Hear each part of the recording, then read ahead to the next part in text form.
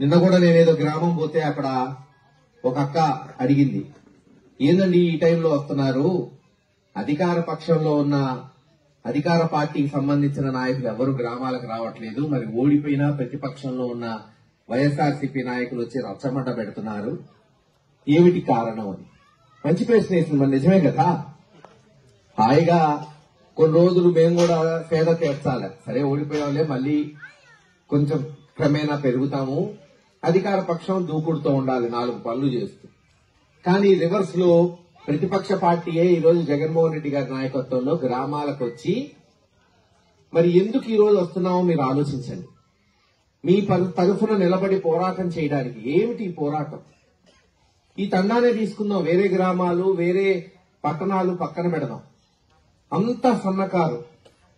జగన్మోహన్ రెడ్డి గారు ముఖ్యమంత్రి అయిన తర్వాత పట్టుపట్టి 1947 నుంచి మొన్న 2019 దాకా, అంతేనా, స్వతంత్రం వచ్చిన తర్వాత మీరు ఎప్పుడూ కూడా రుక్మిణీపురం గ్రామం కింద ఉండేవాళ్ళు, అంతేనా కాదా? కానీ స్వయం పాలన, సన్నకారు కావచ్చు, డబ్బు లేని వాళ్ళు కావచ్చు, కానీ ఆత్మాభిమానం ఉన్న వాళ్ళు మా వాళ్ళని మీ గ్రామాన్ని పంచాయతీ చేసి మీ పాలన మీకు అందిస్తాం.